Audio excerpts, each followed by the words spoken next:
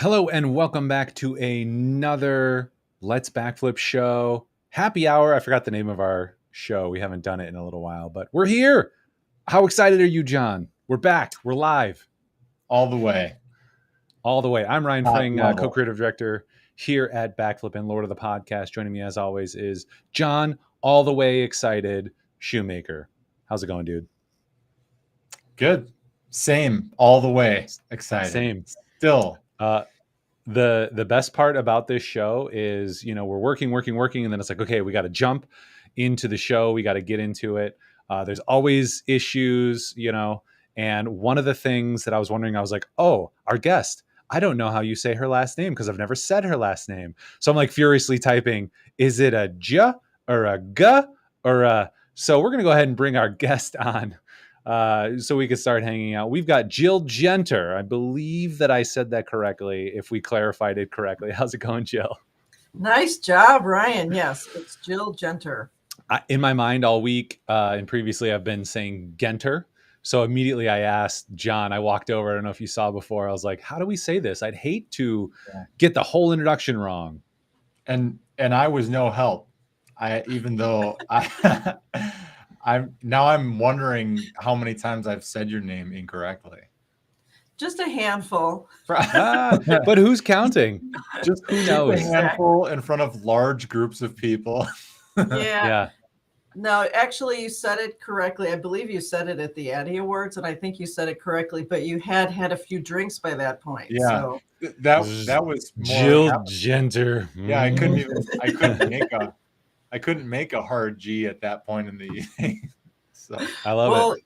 I have to tell you, thank goodness I changed my name. This is my married name, but my maiden name was Rabushka. Okay, there's Rabushka, a lot of characters in that name. Okay, yeah, I was going to say that probably is spelled pretty complicated, but with the Polish and I don't know, Ukrainian or Russian that we have around here, I feel like we might have a good chance of getting that one. Yeah. People generally would get pretty close, and so we would give them points for getting close. Nice. Awesome. Well, thanks so much for coming on the show. This is, it's like a podcast. It's a live show. We are live. So if people have questions during the chat, throw it in there, Facebook or YouTube, we can answer those. Otherwise, if you're listening to the podcast, send us questions. I don't know how that, I don't think that works. Maybe that doesn't work. So we've got Jill or concerns. Hit that bell, do the thing, We've got Jill Genter hanging out with us today, manager of marketing and creative services at WKOW in Madison. But maybe we could have Jill, maybe you could just give us a little bit of an intro. Like, who are you and what do you do? Oh, goodness. Okay. Well, my name is Jill Genter. You pronounced it correctly. Very good. I am manager of marketing and creative services. So marketing, I'm like a in-house advertising agency for the TV station, but I just have one client, which is WKOW. But I get to oversee our brand. News, weather, sports is the biggest priority. Also oversee our programming, which, would be ABC, and then all of our syndicated shows, which I know John watches Live with Kelly and Ryan, which on Monday is going to become Live with Kelly and Mark. You tune in, John, right? Nice. Every day at 9 a.m. Yeah, I never miss a show. I just I missed the Mark change somehow. Well, her husband is now going to be the co-host with her. Oh, wow. That'll be a fun dynamic. Yes. Anyway, so I oversee that. In addition to, we work with a lot of nonprofits in the community. And so we do a lot of projects with them, like runs, walks, dinners, the whole bit. And that's really fun. I especially enjoy that part of my job because I get to help out with all these different nonprofit organizations, and it's just, feels good to be helping out and participating and all that good stuff. And then the creative services arm of what I do is the commercial production side, which is probably, you guys do commercial production, right? Yep. But you guys do a lot of long format stuff too that we don't generally do here. But we do a lot of commercial production for clients within our DMA.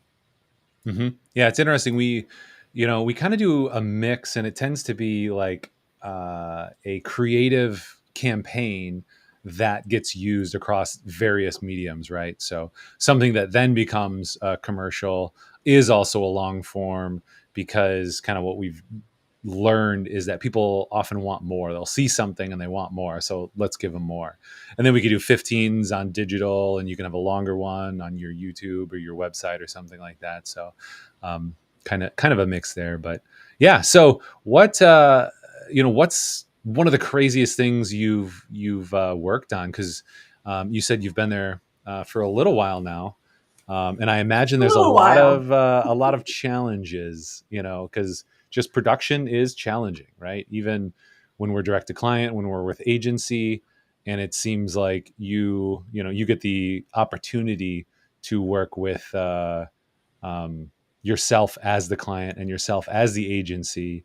So there's all the goodness that comes with that, all the fun things. Mm-hmm. I would say one of my biggest challenges, because I've been here for such a long time, is, I'm See, kind I of, I didn't say that. I said a little while. well, a long time could be like more than 5 years, That's right? true. True. That's true. In today's economy, it's like longer than 6 months. Exactly. Yeah, if you've been here longer than 5 years, you're like a lifer, because this is definitely a turnover market. A Sure. lot of, like the smaller markets, they want to get to the medium markets, and we would be a medium market. We're market size 72. And then once you get here, you want to go to the big time, so you want to get to Chicago, or, make a bigger jump like that. So people Sure. aren't generally here for very long. Mm. But I was going to say one of the biggest challenges that I have is, like, because I've had the same client for such a long time, you always feel like you have to one up yourself last time.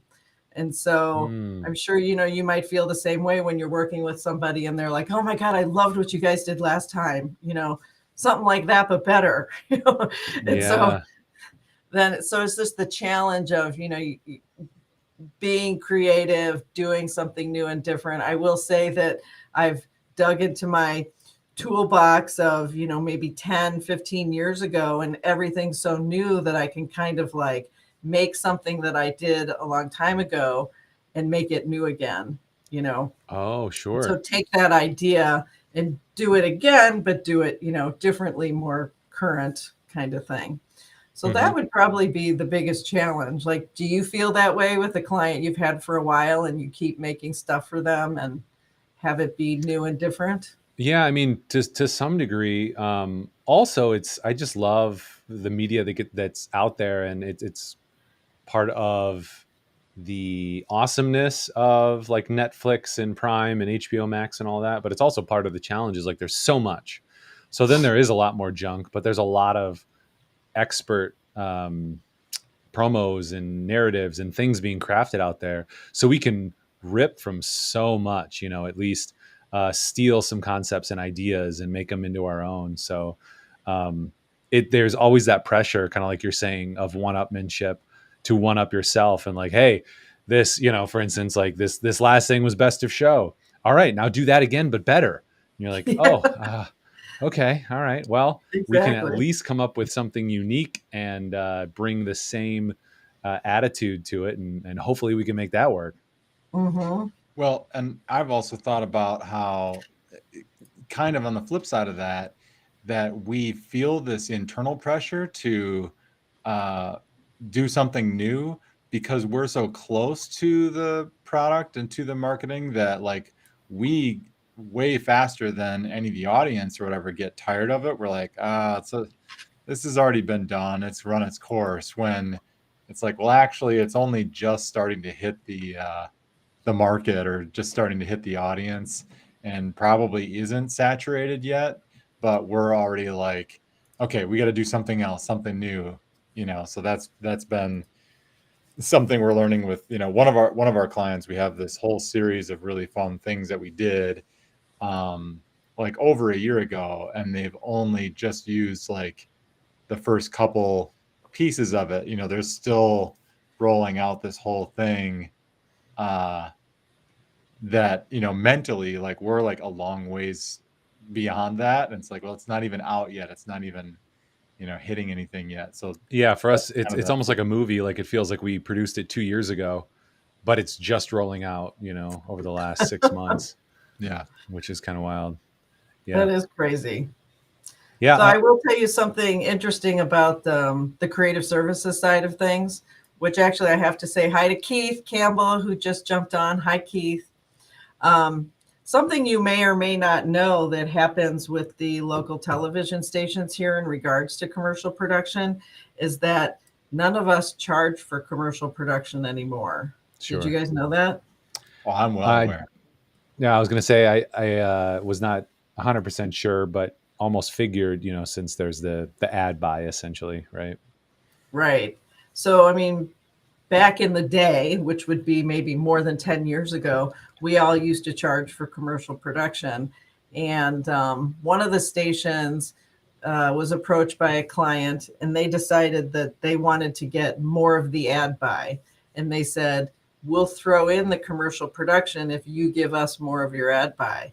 And so they started doing that. And then that became a thing. And then all the stations had to jump on the bandwagon. Otherwise, we weren't going to get the ad buys. So we would charge, you know, we would make a decent amount of money, well, you know, on commercial production. But now it's all sort of folded into the buy on the station. Yeah, so it's like the ancillary streams as well, and it's interesting too because we're not a traditional agency in that we take a percentage of any ad buy, so we'll certainly facilitate some of that ad buy as necessary or connect our clients to the right people. But for us, it is creative services, so we style ourselves a creative studio in that regard. We do have a question here actually from Hi, Allison Lindorfer. What does the process look like for when you're working with a new client? How much input do they give versus what you recommend?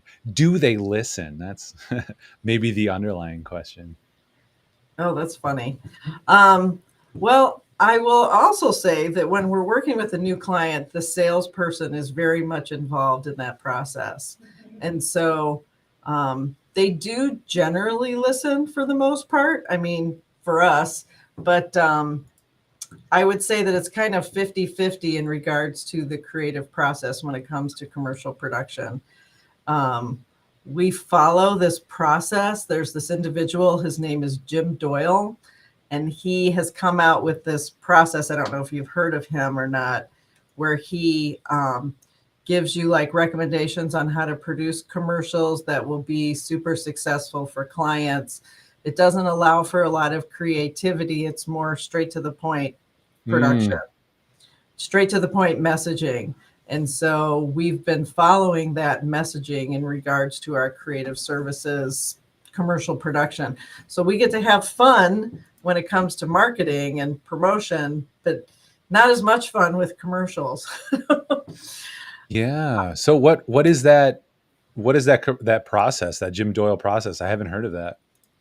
You know, I am not as familiar with it as I should be. The salespeople are super involved in that process. And so together with the client, they put the script together and then we facilitate it. So we're not as involved. And we're probably involved in the script writing like 50% of the time. So the salesperson works with the client as like an agency person, and then they kind of put the idea, the creative together and work with you guys to produce it. Exactly. So it's kind of then when the script gets to us, you know, we can make recommendations on how to, you know, possibly make it better. And then we have input on what it's going to look like. But that first initial process, we're kind of not as involved. Yeah. Which is unfortunate, I think. But this Jim Doyle process has been working for the TV station for years now. And we still, you know, the lights are still on. So can't argue too much. Yeah. And what, like your story specifically, how'd you get into creative? You know, were you always a creative? What's brought us to where we are today with you doing what you do? Wow. That's a Yeah. crazy question, Ryan. Thanks for asking, though. Um, so I started out studying math and geography. Would you have thought that at all? So I have a double major in communication arts and geography, and I thought I was going to be a cartographer. Doesn't Oh, that sound interesting. exciting? I'm Yeah. very Well, much. I mean, I love the like art maps, you know, the art that is like is a map of your area or something. Like I love that stuff. That's so cool. I know. It is very cool. So I was very into that. But partway through I want to say the beginning of my junior year, I discovered communication arts and was like, okay, this is really interesting. I like this. So I pumped out all those classes junior and senior year. But since I had so many classes in geography, I just double majored. So I don't really use my geography, and don't ask me what the capital of some place is because we didn't specialize in that. I studied climatology, and Oh, yeah, that's fun. climatology is the study of like the weather and how it affects the earth. And so at one point I thought I was going to be a meteorologist because they were, loosely connected. And I did work at Channel 15 for a few years, and I tried out to be the weekend meteorologist, and I didn't get the position. They told me I looked too young. So I'm going to hang on to that forever. Yeah. Ah, nice. Yeah. Yeah. Cursed. I'm cursed with just looking too young. Yep. Well, I mean, people don't say that as much anymore, but I'm sure they want to. They just, Yeah. Yeah, that was just a couple years ago anyway, so you can Yes, ride that. exactly. Yeah. Exactly. Yeah. So I worked while I was in school. I had a couple of internships. I worked at Wisconsin Public Television, and I worked at Channel 15 on the production crew, which was sort of their entry level position to get into the TV station. And I made $5 an hour. Don't be jealous. No, I'm like I'm thinking about my kids and like having them come work here and help and all that stuff. And I'm like, how much do you make at places? I'm like, oh my gosh, that's insane. Cause I feel like my first job was, 575 or 625 or something like that. Mm-hmm. I know, it's crazy. And the expectations of what young people have of what they should be making. It's just Yeah. like, Right. oh my God. Yeah. Yep. Yes. Good times. So after I graduated, I took those 2 internships and turned them into jobs, and I worked at Channel 15 for a short time. I worked on their show. I don't know if you've ever heard of this before. It's called PM Magazine. Did you ever hear of that? No, and I don't think either of us are local really. So, Well, what PM Magazine was is it was actually a nationally syndicated show, but it oh, was like an entertainment format. And so it came to you with a lot of holes within the show so you could insert personalized packages. Steve Donovan, he loves PM Magazine. oh, Oh, nice. Steve, I love you. Steve. So there would be segments that were produced that were local segments that would highlight your community within this show, this skeleton of a show that had, different national stories as well. And so I worked on that Very show, cool. and there were 4 of us that worked on the show, and I got to help edit the show together and edit the promos for the show. And that's kind of how I got into working in promotion. But I also answered their fan mail. It's a very glamorous position, and you actually had to handwrite out letters. It wasn't like an email where you could just send that back. Oh, wow. And then the other thing I always joke about is that they got to take a lot of trips. So we would send the 2 hosts. Oh, Megan, you're so sweet.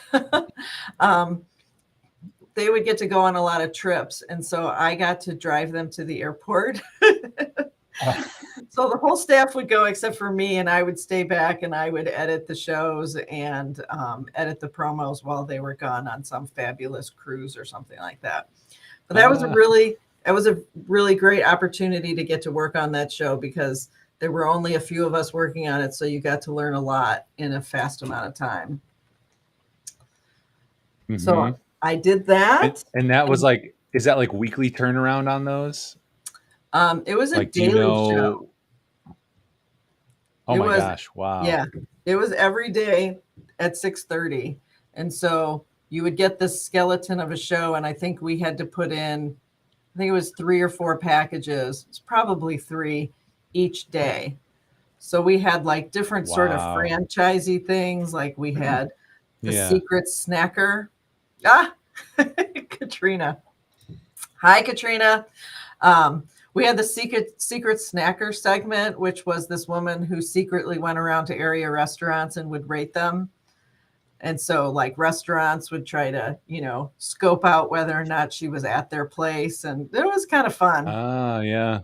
I was going to say, that's super fun. I mean, it makes sense too to have that functionality, right? So it's like, you have a bunch of franchises and it's like, okay, let's knock some of these out so that we're not going insane reinventing the wheel every day.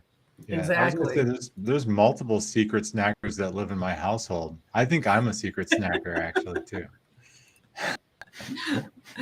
We should send you out to area restaurants. You can rank them. Yeah. Also, we probably need to send you to get help if you're secretly snacking. Yeah. Yeah. How secretive I'll be about it.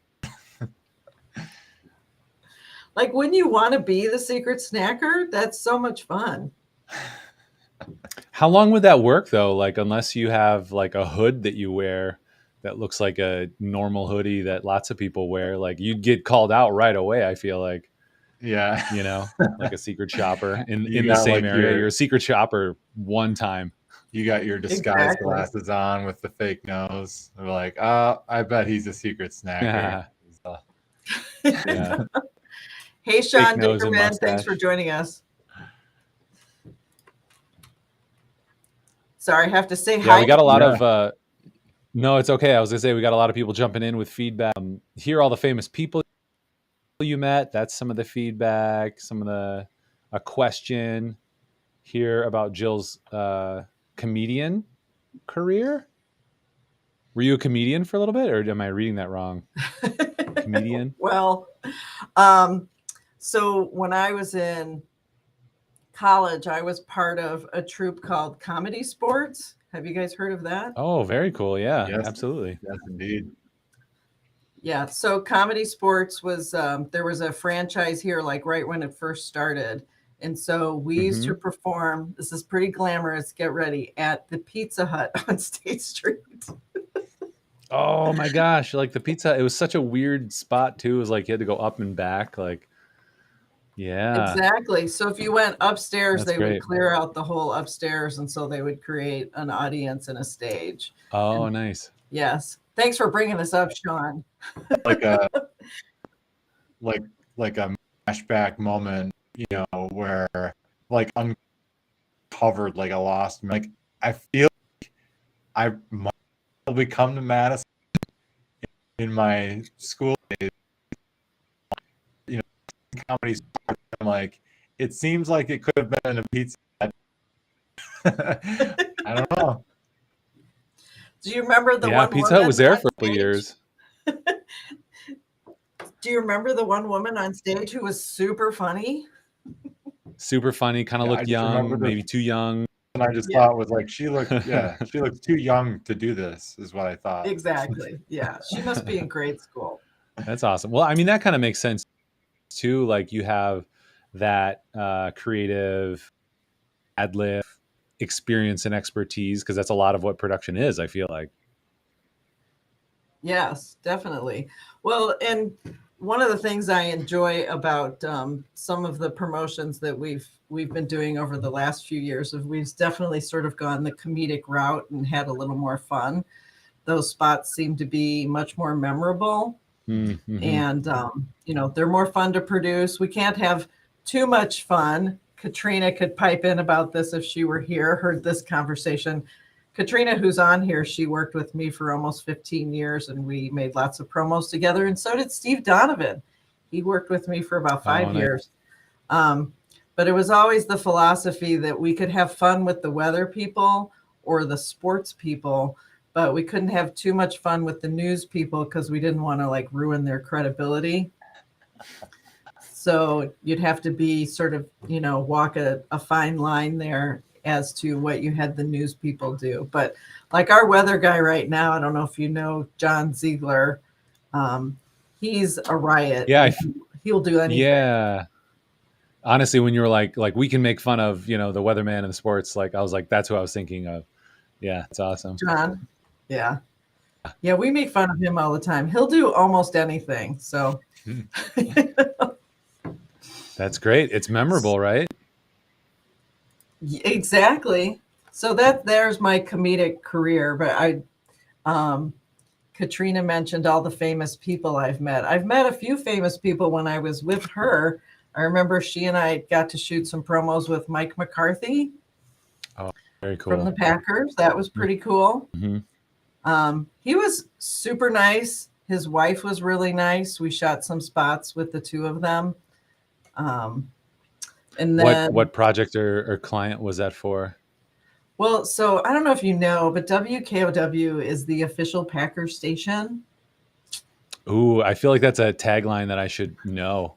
Yeah. So yeah, I definitely have to make sure you know that. I'll send you some promos just so you can remember that we're the official Packers station. Yeah. So we got to shoot spots with them. I also got to shoot a spot with Brett Favre before he was famous, which was pretty cool. Oh, interesting. Yeah, he had been with the Packers a short amount of time, and he was a rising star, but he wasn't, Mr. Big Time. So sure, I got to shoot a spot with him, and then I ran to the gift shop and bought a jersey and came back and had him sign it for me.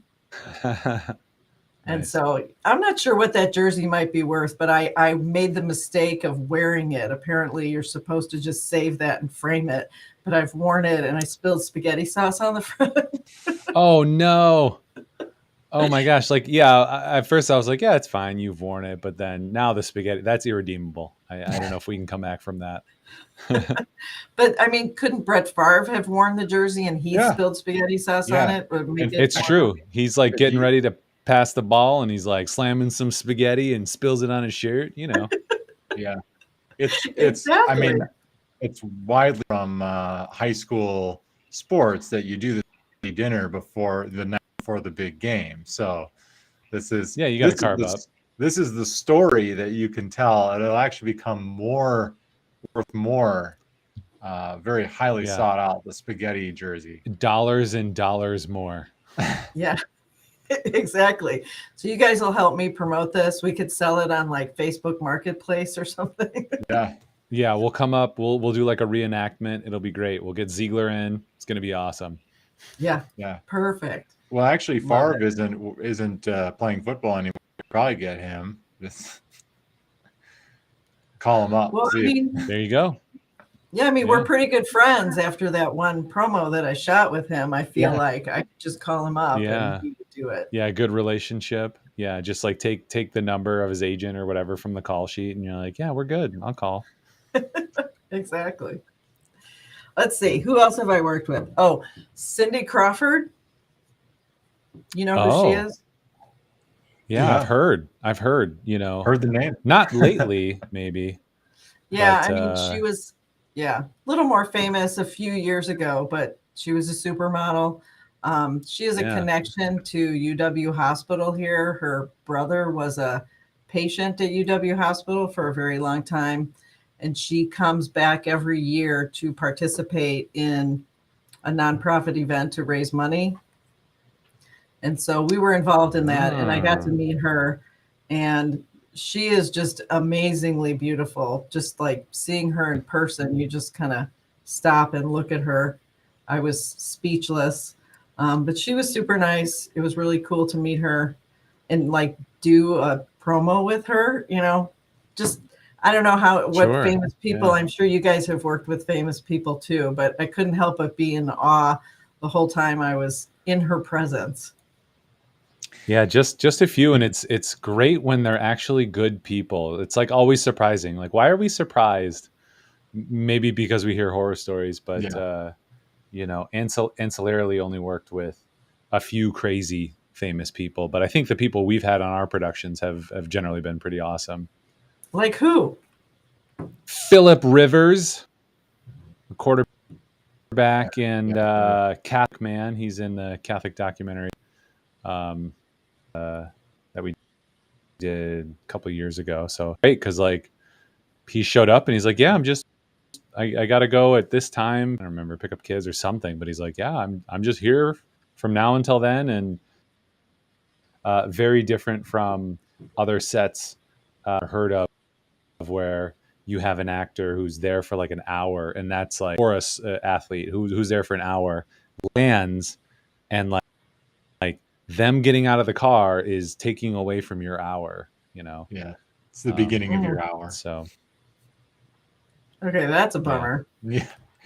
I think I mean, I don't know how much you think about this if you step back and look at your, career from the 10,000-foot view or whatever, but I think it's interesting that there's probably a ton that you've done, and you come across as just very like humble and like, yeah, this is just, I've been doing this or whatever, but like, because the local news station are around, and they've been here forever, like everybody, the amount of people that come through there, whether they're like big names or the different companies that work with it, like far exceeds most, if not all, of the other production stuff going on. Like that you've been involved in a ton of different things. It's just really interesting, like I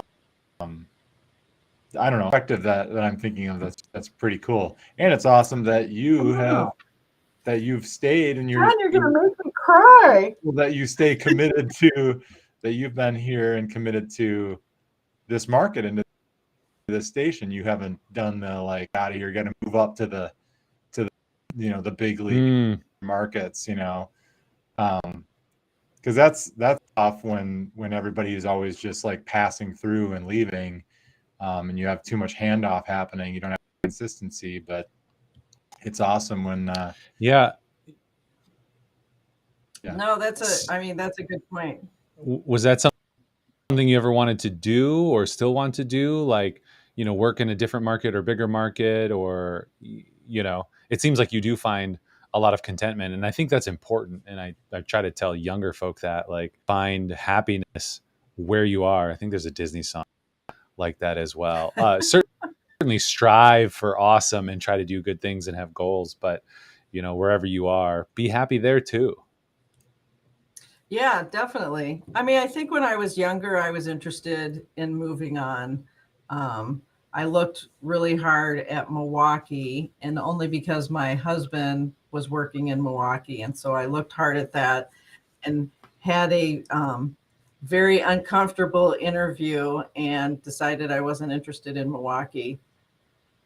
And then I thought about possibly moving, like I'm from St. Louis, maybe St. Louis or maybe Chicago.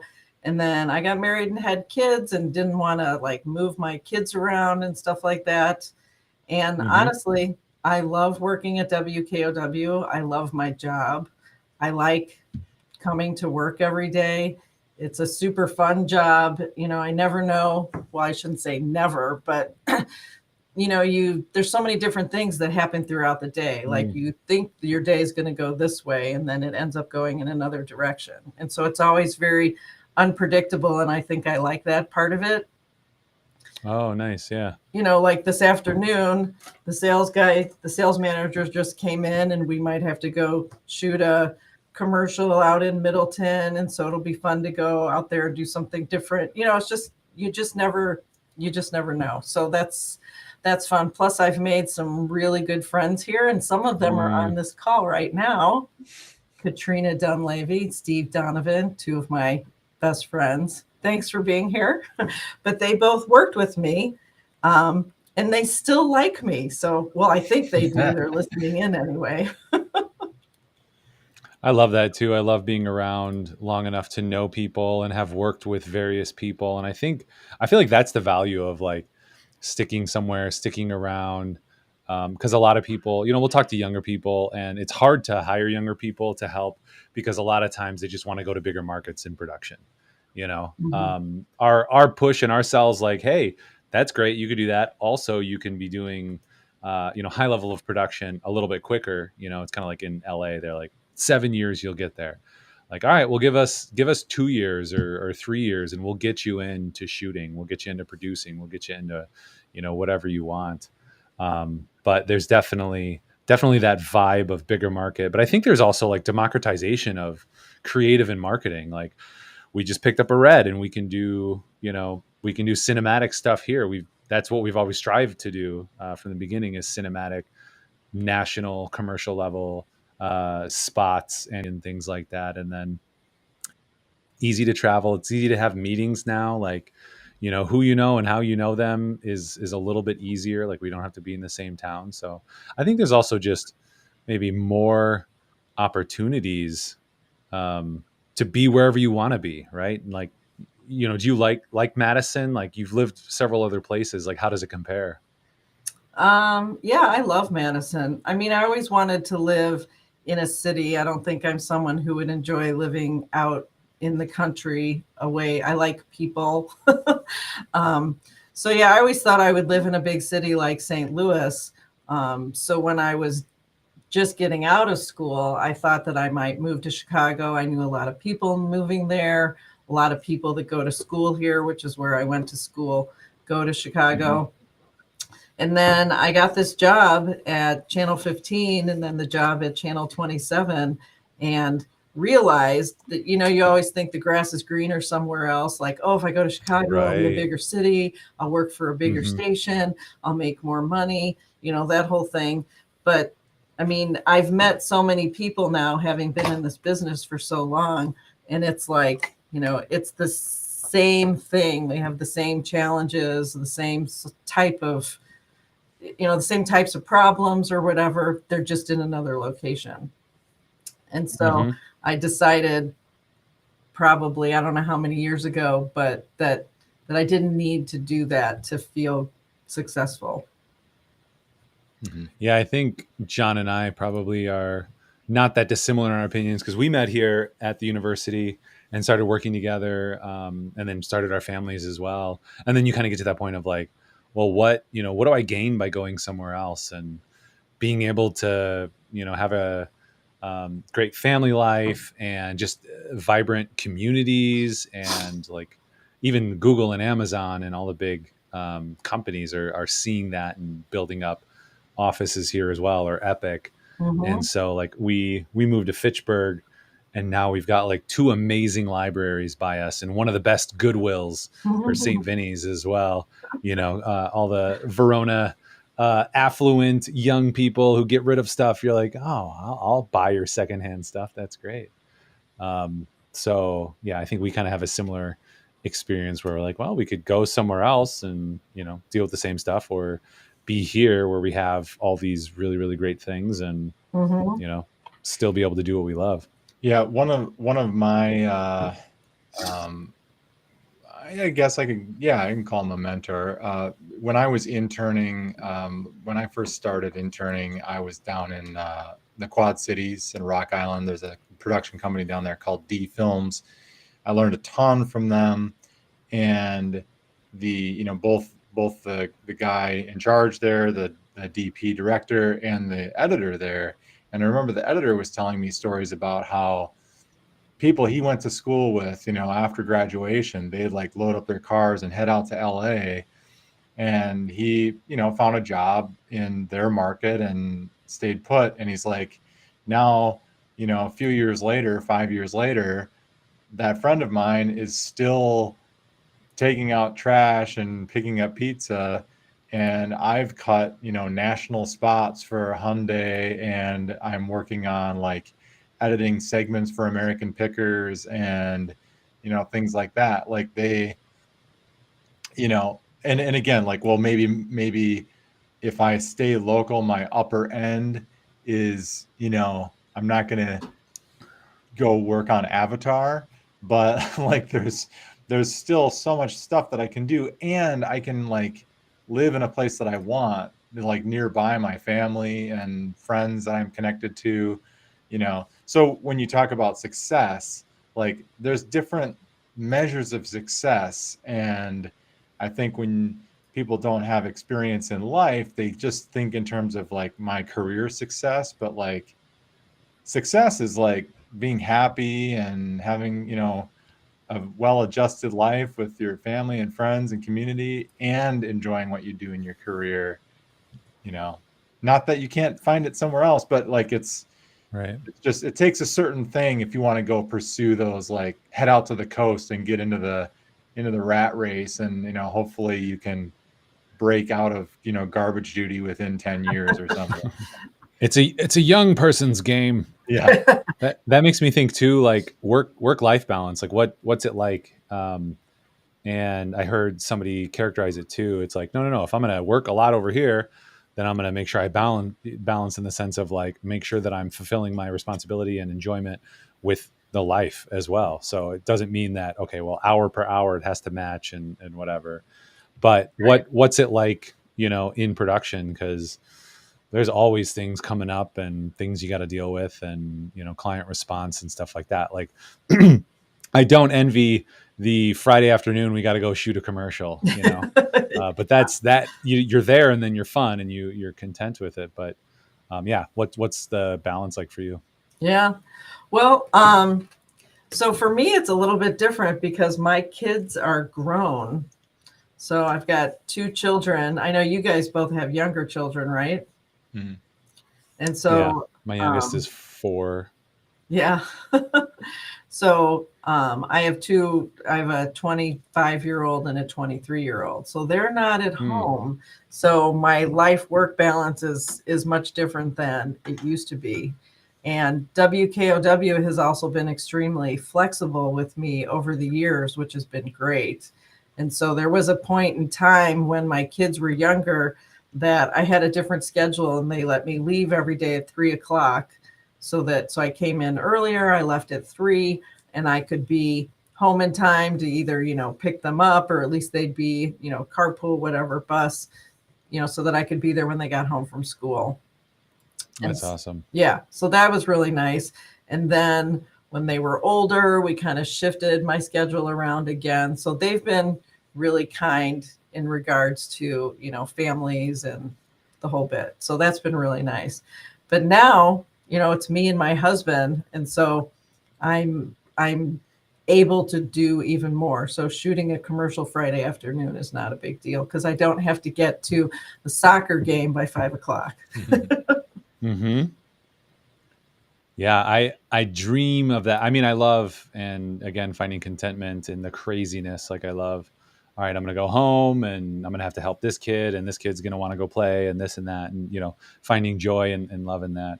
But I definitely also find joy when like they have gone to visit family, and it's like, all right, well now I can work a little bit later, and then I can go sit outside and just stare at the grass, or um, do whatever. And then I'll probably work a little bit more again because I love work. I love production. Production is also my hobby. So I'm curious what that's going to be like in, I don't know, two 12 two years, years 18 years, however many. So, Yeah. so here's a question that I have, um, and it's not meant to be a loaded question. But I'm just curious. Like, so I understand from a business standpoint the model of including the production, commercial production, with an ad buy. Totally get it, and I think that's happened in most markets. Like that's kind of like the thing now that a lot of TV stations have done. Um, how do you deal with the challenge of, because years ago we would have people ask us like, well, yeah, I got a quote from X, Y, and Z company, and they gave me this per finished minute rate, and I would just be like, well, a per finished minute rate doesn't, I mean, if you've got a 1 minute commercial, that's a dude standing in front of a camera talking versus a 1-minute commercial where you drive a truck off a cliff and it blows up in the bottom of a canyon. Those are two different things.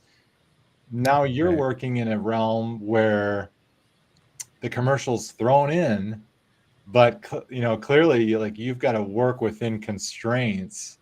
How do you do that? Like, how do you work with that, and how do you stretch the creative limits within that model? Yeah, because free is obviously not free. Right. No, that's a really good question, because I know that there's sort of that philosophy where if it's not being paid for, that there's no value to it, then it's not valuable. And so then, like, I don't want the creative services producers to feel like their work isn't valuable, because it certainly is. I mean, I think kind of what happens now, I mean, I've had some awesome creative services producers. For Keith Campbell, who's on the call right now, he's a great example. Excellent producer, where they would just work as hard as they could to make the best spot they could possibly make within the time constraints. And so a lot of times there's everything needs to get done right away. It's kind of how we work. And so, for example, yesterday we had a client come in, and they're going to place a huge buy on the station, but they want us to make 2 commercials, and they have to be done by 3:00 today. And we found out about it yesterday. So fortunately, we have some B-roll from them. We have some interviews that we did, but I have a producer now. Keith, if you're still here, it's Brad. He's loving this right now.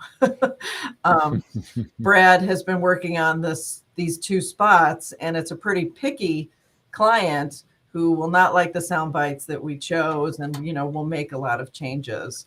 But they're all just working as hard as they can to make the best spot that they can, so that it works for the client. So I think that because a lot of these younger people who are working in the business now too at the TV station weren't here when we used to get money for production. So they don't know the difference, maybe, is the best way to put it. And so it's just, this is how we operate. Well, and there's right, like, do whatever you can. There's maybe a little bit of freedom in that, like, depending on the client, there's certain clients where maybe we have a retainer with them, and there is a little bit of freedom there to just be like, I don't really have to think about this. I just like work really hard, and I don't have to be like, wait, hold on, how far did this budget allot?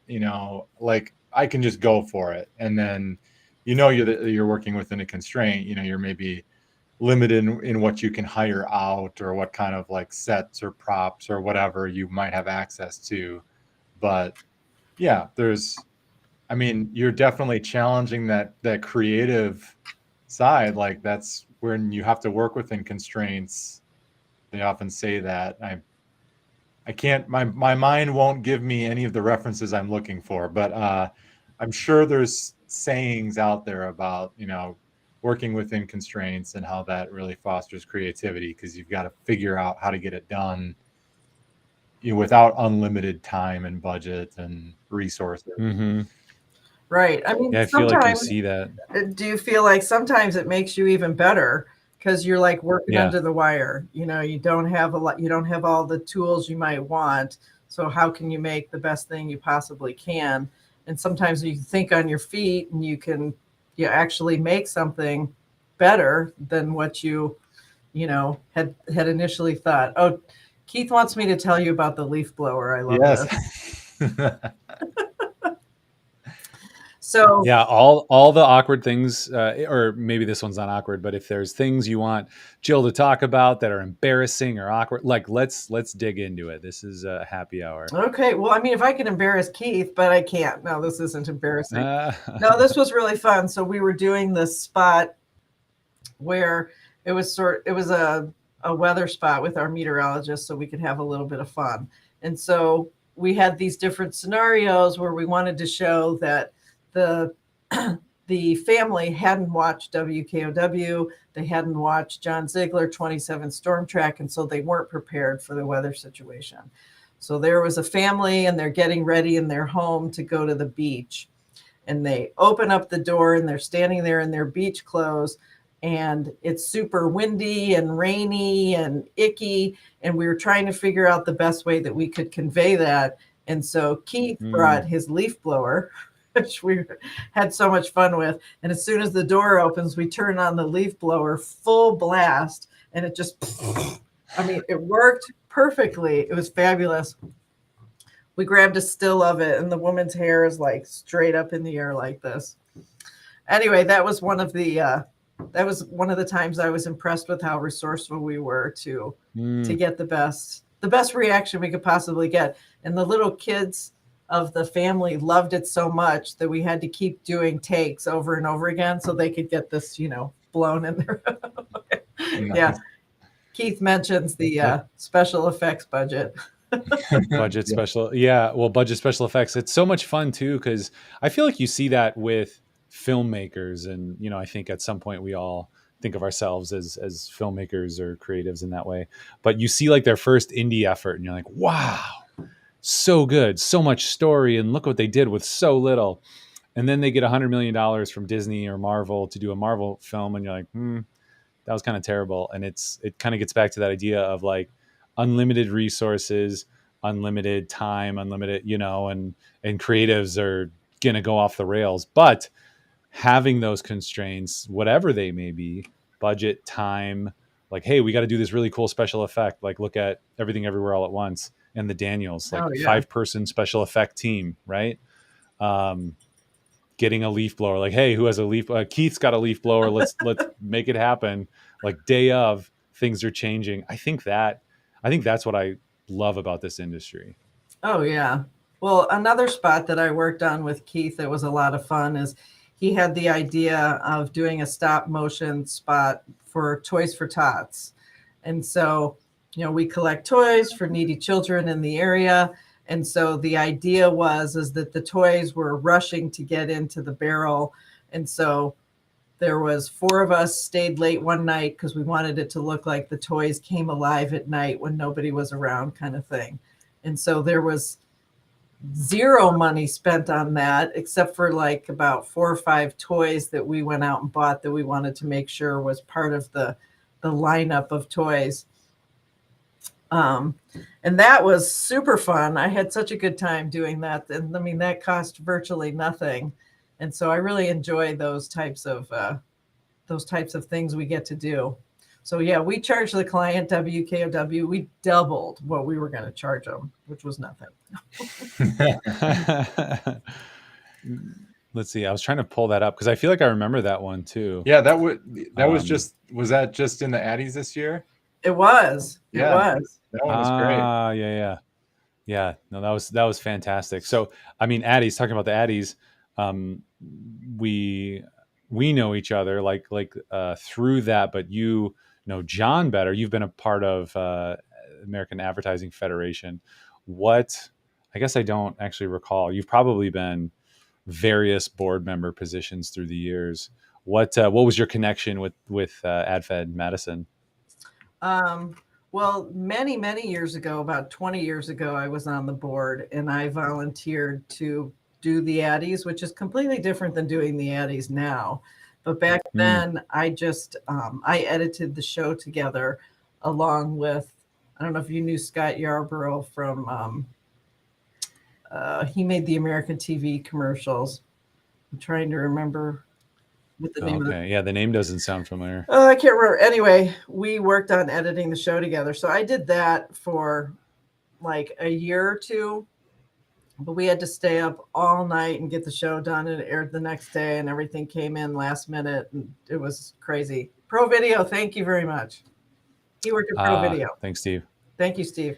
So that was fun. But then probably the last maybe 5 or 6 years I've been on the board, and I was the community relations outreach person for a couple of years, where we would reach out to a few nonprofit organizations that we felt maybe could use some help, some advertising help within the community.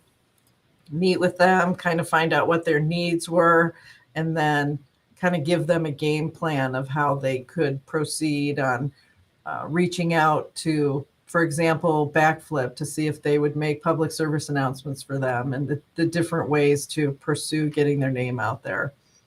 So that was fun. I did that for a couple of years, and now since then I've been working on the Addie Awards, and I reeled in my good friend Katrina, who's on the call, and she has co-produced the Addies with me for the last couple of years.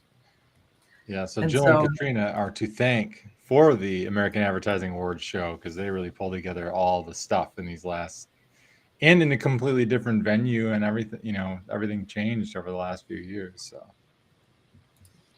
Super commendable too, because we've helped produce the Madison Media Professionals Wave Awards before, which is probably I don't know, a third the size, a half the size, or something. So just that, you know, people might not realize the work that goes into an award show like that, or the board work, or, you know, all that stuff. So yeah, hats off to you, and thank you for all your work in that.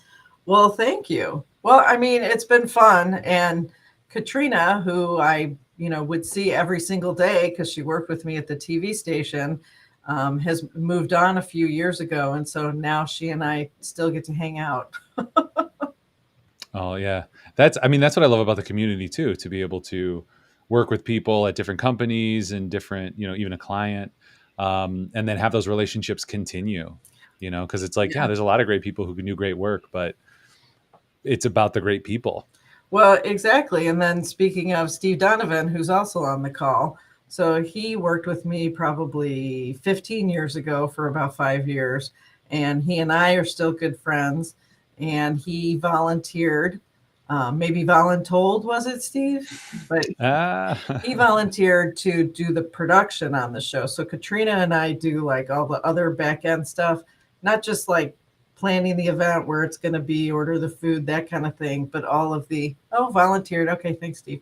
We kind of help facilitate the whole people signing up, and it's a whole big process. I can't even go into it, but Steve very kindly volunteered to produce the show. So that's another individual I get to continue to hang out with. Yeah, I love it. Steve, what was like COVID like for the news agency and, you know, production, right? Because production slowed down because you just couldn't go outside, but you still had to have news. So like, Right. You guys were probably some of the first to go back to work or never stop. And probably didn't have to stop working. I don't know. What was that like? Yeah. So COVID, I mean, I was impressed with how quickly they got us all home and working from home. We used a product called No Machine. I don't know if you guys are familiar with that. No, I'm learning so much today. I love it. So No Machine was a program that allowed you to manipulate your computer at your desk at work through your Sure. So computer your at remote home. access. Yeah. Yeah. So because we didn't want to take all of our computers from work and bring Right. them home. That 'cause the infrastructure is fear a was- nightmare. Yeah. Yeah. And everything would have gotten infected, or who knows, the machines would have gotten COVID. But so we weren't allowed to take our machines home. So, so that was definitely, but that happened really quickly. I was impressed with how quickly everybody was up and running and they were editing. The goal was to have only 25% of the staff at the TV station so that they could be completely spread out. And so they were all over the building and completely spread out. A lot of the on-air talent was working from home. And so we tried to make it look like they weren't working from home. For example, Amber Noggle was home for probably a year and a half. And they were able to set up a studio in her basement that allowed it to look like she was at the TV station. And then the main anchor at the time, he would come in, the main male anchor, he would come into the TV station. But actually, they really wanted us all back at work. So as soon as they could get us back to work, we all came back. And we were wearing masks actually up until like December, this last December that we just had. Oh, wow. So yeah, pretty long time. If you were in your office, you didn't have to wear a mask, but if you were in a common space, everybody was still wearing masks because we had a lot of incidents where a lot of people got COVID in the building, and there was a fear that we wouldn't be able to put the news on because some essential people, I'm non-essential, just a heads up, some essential people would get COVID and we wouldn't be able to do the news. So I think they took special precautions for longer. Yeah, sure. I suppose it's basically like because you basically have celebrities. You have like the face, and like if that person goes down, it's not just like any other workplace where you just fill in somebody. It's like no, like the person is not available. Right. Yeah. Yeah, I know that was a big concern. But yeah, I mean, I was really impressed with how our tech department was able to get us all kind of still continue working as per usual. So and I have to, go ahead. Well, I was going to say that is very impressive to me because my interaction, I cheated. I never, took my years at the news station like you're supposed to when you go into production. And my interaction with, TV stations has always been like, we're trying to deliver commercials and they're like, okay, it needs to be on beta tape. And you're like, I don't even know where to get a beta tape. Like we haven't used that. And, like my experience with the stations was like not being ready with like the new technology infrastructure. So the fact that they were able to like run remote, offices and run remote studios and stuff, that is pretty impressive. Yeah, I was impressed. Well, we don't have a red camera, that's for sure. But we we do have, I mean, I feel like we have some pretty, decent, we're up on technology kind of thing. I mean, the beta tape was kind of not, when you're bringing up beta tape, it's not like the regular old beta tape that anybody could buy. It was like a specific beta tape that we used just for TV. But yeah, I do know what you're talking about though, John. Why didn't you work at a TV station for a while? I could have known you then. I just skipped my way through it. I worked at a production company, and then when I came back to Madison, I worked at the Geo Group for a few years until we jumped off and started our own thing. But yeah, a lot of the people, if not almost everyone that I know, like put some time in, on production at some TV station. Yeah, it's cutting your teeth, whether it's production or I feel like weddings. I feel like for production folk, like weddings are a huge, shooters or editors rite of passage that we're happy to get away from, and do other things. So what was it? Were you guys able to still produce commercials? Like, did you pivot and were you working on other stuff, or like what were you doing at the time? No, we were still able to produce commercials. I mean, a lot of it was based off of B-roll or stock footage. We have a bunch of libraries that we go to that we can use. We would go to people's places and shoot commercials, but we couldn't. If we went inside, I think it was just one person from our team and one client. Sure. Individual, like we would shoot a stand-up with the client in their jewelry store or something like that.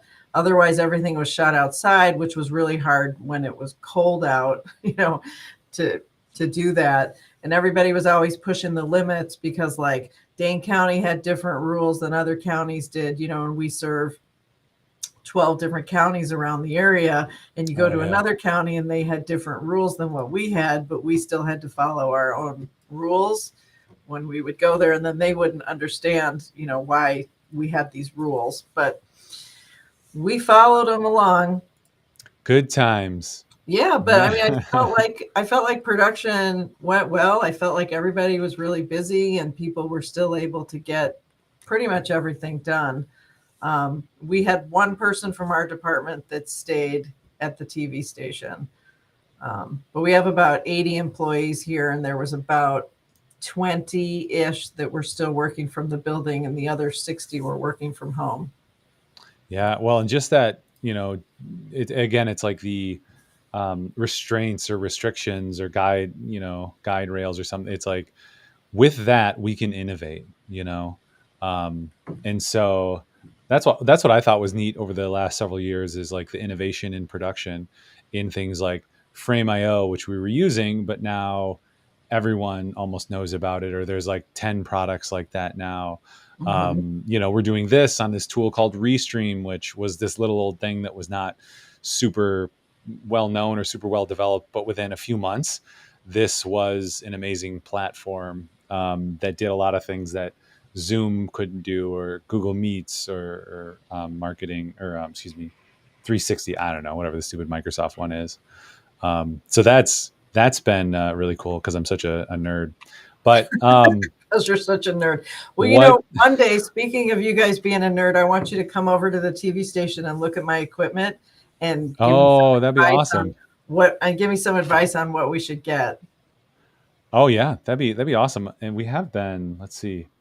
The funny thing is, like, you were asking us about things that were on network. I'm like, do I tune into Netflix or is that on HBO Max? Where do I watch WKOW? But we get it. We get a lot of the content either YouTube secondhand TV. or like through YouTube TV, right? But we have been to the studio. Who's the studio? And I'm sorry if it's not you guys. Who has Andy Wallman on for his Super Bowl thing? Because we have been there for that. I do know Andy. He was in Comedy Sports too once upon a time. Yeah. Well, and just going and seeing the studio was so cool. Like production, I think we take it for granted when we look at, a studio or something like that. People don't realize. Also, just how much you can fit into an area is pretty impressive. The efficiency is really impressive. People are always so surprised when they come into the studio where the news set is, because the space is much smaller than what they had envisioned. Yeah, because it just feels and looks big. Yeah. Exactly. And you get there and it's like the set is crammed into this space and the cameras are there. And every time we need to shoot something for promotions, we have to completely rework the space so that we can shoot in there, which is almost every single day. We just had a new anchor start. Brandon Taylor is our new evening anchor. Yeah, he's fantastic. But so these past week and a half, we probably had 10 shoots with him and had to completely take the studio down, shoot what we needed to, put it all back together before the 4:00 news. But yeah, I know what you mean about the studio. Then we have a second studio where we do the weather and we do our interviews, and that space is a little bit bigger, but people are still surprised that it's not this huge, vast warehouse. Well, and being able to repeat something, do it day in, day out, multiple days, you get really efficient and really good at stuff. I often lament sometimes. I'm like, man, when was the last time I used this tool? It was a couple months ago. I'm like, oh yeah, I forgot the intricacies in this. And so this is a little inefficient. So that's an awesome part of it. I do have maybe one more question before we play a quick game here and ride out into the sunset. Unless John's got any other questions, but what is like I don't know, favorite project or favorite thing you've done just in your time in the production industry? It could be, I love this project. It could be, I got to work, with this person, whatever, just whenever you think of something awesome that you've appreciated over the last, so many years. Well, I know I can come right out and tell you what it is. So I used to be the executive producer for the Muscular Dystrophy Telethon. And if you know what the Muscular Dystrophy Telethon was, it was a telethon that Jerry Lewis used to do. Oh, wow. Okay. Yeah. People used to call it Jerry's Kids. And so it would. Yeah. So the Muscular Dystrophy Association also covers ALS. So muscular dystrophy affects young children, usually boys, and it's a muscle disease. And sadly, most children die from it when they're young. And then ALS is a disease that kind of hits people when they're older. like Lou Gehrig's is another name for ALS. Anyway, we used to do this telethon. It was like a 24-hour telethon Labor Day weekend. And we would, it's just fun doing something totally different from what you normally do. So we would set up a set out at Easttown Mall in the middle of the mall, this huge set, and we would have a phone bank of 24 people on the phones for 24 hours. And so there would be national segments where Jerry Lewis would be live with entertainment and sponsors and people making donations. And then every hour we would have a 20-minute cutaway where we would do our 20 minutes of getting people to make donations locally. And so that would go on. Steve actually worked on the telethon with me. He was the stage manager back in the day. But it was really fun. It was very rewarding. You got to meet a lot of people, met a lot of children with muscular dystrophy and adults with ALS, and you just knew you were doing something good. Plus, you got to do something production-wise that was totally different from what you did every day. That's awesome. Yeah, that, as you're describing it too, seems like something that would be stand out. And when did you say, like, you haven't done that in a while, or is there something? No. Well, sadly, we thought we wouldn't do it again because there would be a cure for muscular dystrophy, and they have made great strides in muscular dystrophy, but there's not a cure. But Okay. I think it was around the time that Jerry Lewis passed away, I think that they kind of folded the telethon. But the telethon probably went on for 40, 50 years. It was a really long time. Wow. And so we probably stopped doing it maybe 10, 15 years ago. Oh, Katrina worked on the telethon with me as well. She became stage manager after Steve was stage manager. We've done a project or various projects that have like various elements that are kind of similar to that. Like we've done something at the mall, like amidst people, and we've done the ask people questions, and I always find it, the end product in those cases turns out kind of fun. But I find it just awesome to be out and talking to people. Like I especially love that part of the process and just meeting with people. I don't know if it sounds like just doing that good work and meeting people who are interested in helping is a part of it as well. But I've always found that to be very rewarding too. Yes, 100%. So that's probably the one project that's really like near and dear to my heart. I really enjoyed that. That's awesome. Well, John, I threw it to you in Slack. Unless you have any other questions, I've got a video clip I'll play here. We can play a game. Yeah, I don't. I mean, other than just to affirm what you're saying about, when you get to do those projects that have like a bigger impact. And we try to take this into all of the work that we do, because even when you're just doing another ad for some business, like it matters to those people because it's their business and it's what they work hard on, or so you can still find good meaning and fulfillment in that. But when you're directly connecting it to something where people are like you're just like, this is just a good thing, like there's a whole different level of satisfaction that comes from that. So Awesome. Yeah. And I love that you have a sign that says maybe welcome to Awesomeville or something behind you. Welcome to Awesomeville Population 1. Yeah, I love that. It's part of our shtick too. Like, let's make awesome. So I also have some beer in here. Ooh, nice. Let's see. Hang on. Let me biggie size you. Yeah, this is a happy hour. I ended up drinking, sodas and stuff because that's just what I'm having today. We're headed to Vegas, so I was like, I'll take it a little light. Yes, they're prizes. So I have all the prizes, the prize closet upstairs, and then I have prizes that spill over into my office as well. Prizes that you get to partake in, or prizes that you have to give away? Prizes that we give away, but the ones that are back there, somebody didn't pick those up. So it's been after their 30-day window, so now they're mine. Yeah, I love it. Yeah, we're net 30 here, so if you don't pick your product up after 30 days, is mine. I like that. All right. So we didn't prep you for this, but it's going to be fun. Okay. Let's take a look. Ready. The truth is a lie. Two truths and a lie. It kind of glitched on my end. I don't know if it glitched on yours. We're going to play a little game here. And I'll vamp for a second. You're going to come up with 3 different facts about yourself. Short stories, short phrases, just, 3 things you can tell us about yourself. And 2 of them are going to be true and 1 of them is going to be a lie. And we have to guess which one is the lie. And people at home can participate too. So bonus points if you can trick Steve, Keith, Megan, Katrina, Sean, if you can trick everyone, bonus points.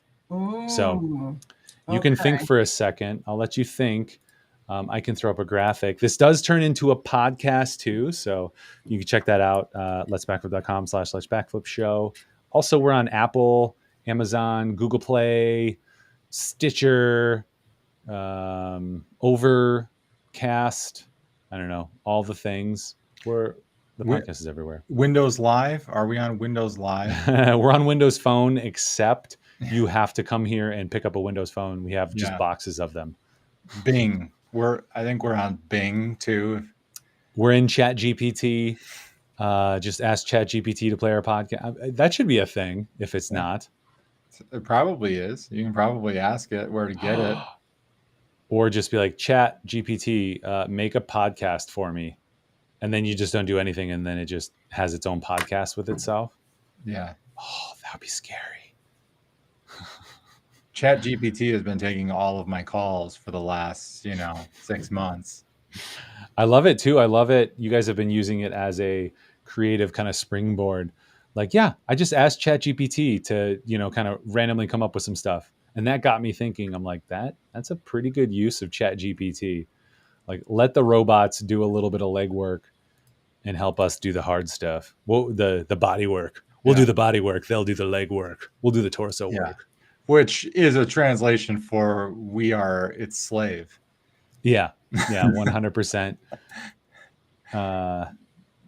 We should sell some like ChatGPT like shirts like ChatGPT is my overlord or something. That'd be pretty great. Okay. How are we doing? We can continue this ChatGPT vamp if needed. Good. This is good. I like to, and even when interviewing people, I like to not send questions, even for like a promotion. It's like, we're going to kind of talk about this.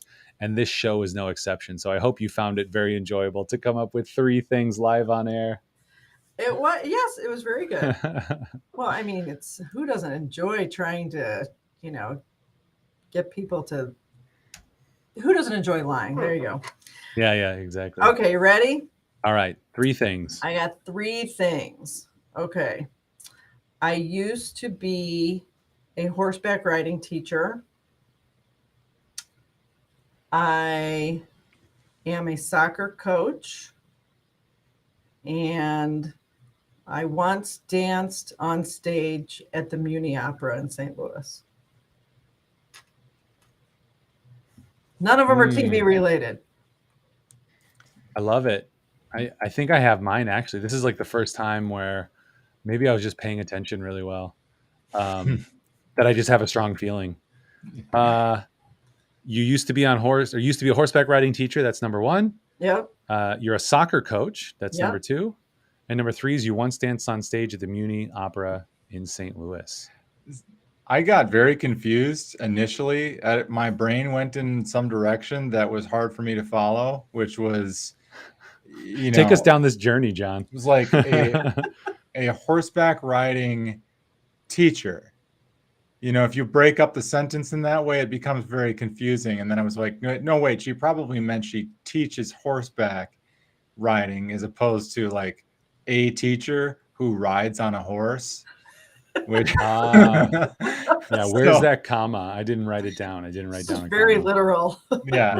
Things got confusing for me there for a bit. My brain was panicking. Also, Steve had a question. When you say I am a soccer coach, do you mean present tense? Well, I mean, once you're a soccer coach, you're always a soccer coach, See, now I'm not so sure because, okay, my thinking was you saying, your kids are older, so you have more time. And I'm like, well, there's no way you're a soccer coach. But now you're describing it as like, once I was in my history a soccer coach. Yeah. I don't know, Steve. What are we going to do here? What do you think, John? We got a lot of horseback. People are calling horseback shenanigans. Let's see. And then you were danced on stage in some opera. It's a horseback at the riding opera thing house. is a big thing. No, the Muni Opera. It's a theater in St. Louis. Okay, all right. When you're from St. Louis, so there's a lot of people who say number one is a big fat lie. That makes me like be a hipster and want to not have. They're all like horseback. No, see, this is where like you would totally have stumped us. I'll give you the point for like I'm sure we probably would have got it wrong, but I think people that work with you are all like horseback. No, so there's some like traumatic instance in your history where like a horse was like harassing you. Yeah, everyone's like, no, she absolutely is terrified of horses.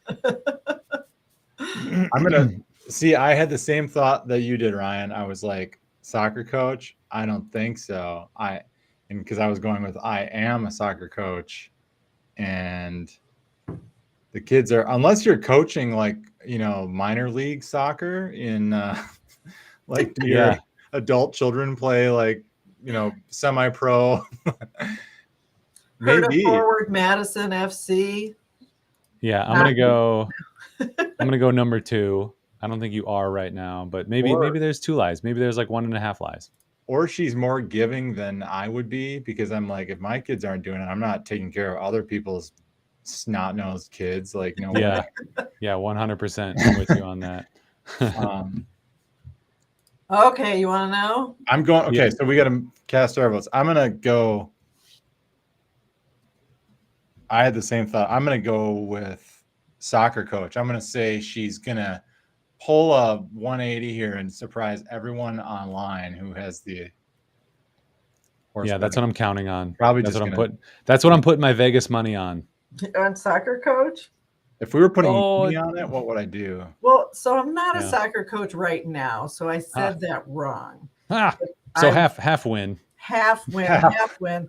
I was for my son's soccer team. You guys know when your kids are little, they're like, we don't have anybody to coach soccer. Can you do it? And you're like, yeah, or the coach doesn't show up and you have to step in. You're like, okay, I guess I'll watch a YouTube video. Exactly. So not only did I do that, but then I ended up taking a course.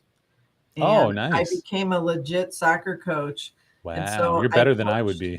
My son's team until I maxed out on knowledge of soccer. Like it got to a point where I was like, okay.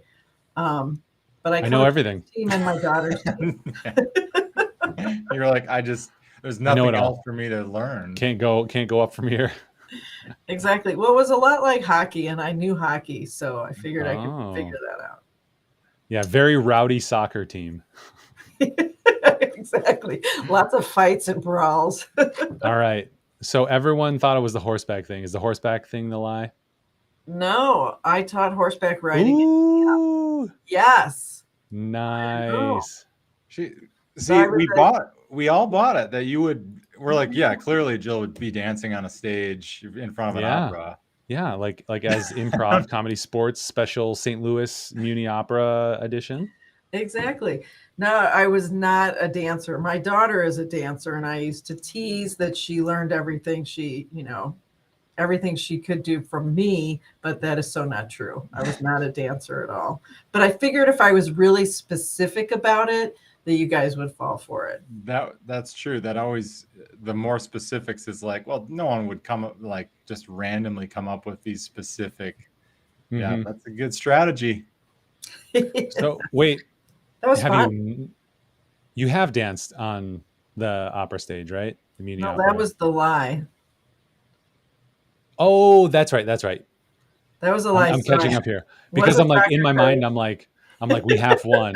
We half won with the soccer thing. So also all the friends, all you guys who tuned in, like, do you even know Jill? Like, it sounds like you guys need to have a happy hour with Jill sometime soon. Apparently Sounds not. like you need to learn how to ride a horse, Steve. Yeah. Save a I cowboy. figured Katrina and Steve would know at the least. Yeah. Man. Yeah, Katrina was the first to be like, nope, horseback riding teaching? Nope, not my friend. No way, no how. Happy hour on horseback. Yeah. Turns out it's just like hockey. And, if you know hockey, horseback riding. Yeah. It's You just got it, very John. similar. Had any of you won, we could have gotten you some sweet swag, but we'll send these to Jill since she tricked us all. Goes to Jill. Nice. She Woohoo! wins. She's the winner. You get prize. So you don't get the beer, but we'll give you something to drink the beer on or set your beer on. I love it. I need that.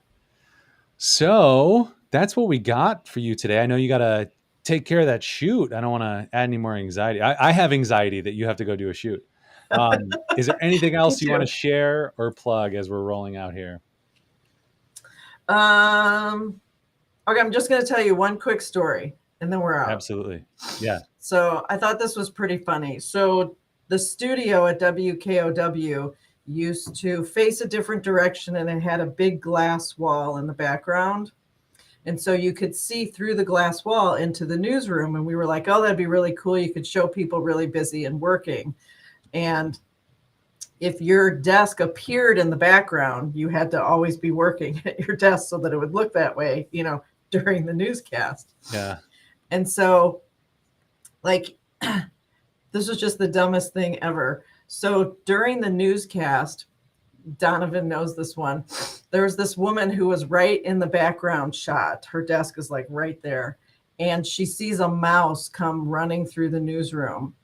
And she screams at the top of her lungs. And then she goes and she stands on top of her desk. This is going on during the news in the background. Oh my gosh. Like, you can't script these things. Oh, that's amazing. You don't have a clip of this, do you? We might have a clip of it. Oh, so I gotta share that. There's this mouse, and so she's screaming and yelling, and then you see a photographer come in, and he's like trying to stomp on the mouse or catch it, and he's like running around doing this. Oh my God, and this all went on during the news, but the people doing the news didn't know this was going on behind them, so they're still delivering the news, and there's like this three circus get going on in the back behind them. Oh my gosh, that's amazing. Very funny. Good times. Was that the decision? Like, maybe we don't want to see everyone working. Exactly. Yeah, there were other incidents. I remember the first day we got the glass, I called my husband on my cell phone. And I'm like, okay, watch, I'm going to walk by right now. And I walked by. Oh, super fun. Yeah. It's famous for a second. That's awesome. I've always thought that vibe was super fun, but yeah, you'd have to be really careful. It's like, when we're on air, stop the shenanigans right now. Get Ziegler out of there. Exactly. All right. Well, we're winding down here. I do want to remind people this is a podcast or becomes a podcast. So check that out. Where all podcasts are sold, et cetera, et cetera. Jill, thank you so much for coming on and just hanging with us and just rolling with it. I really appreciate it. It was great to get to know you a little bit more. Well, thanks for asking me. This was a lot of fun. And thanks everybody who joined us. Yes, you guys are my best friends. And we'll do one of these happy hours. We're going to move them into person too. So we'll have you back and we'll be able to maybe do it a little bit later in the day and maybe cheers a little bit of beer together or libation of choice. Yeah. I'll bring the prizes. Yes. Your winnings. Yeah. Awesome. John, anything else?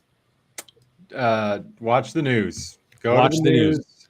Wherever you get your news, make sure you get it today. From WKOW.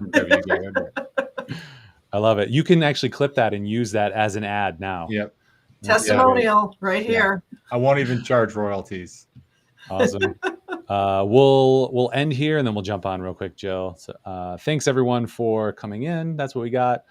I don't know who or when we'll be back because we've just got travel and production, but check the Facebook and the page and subscribe and hit the button and the bell and all the things. So thanks everyone. Thanks Jill. Thanks John. See you guys next time. Bye.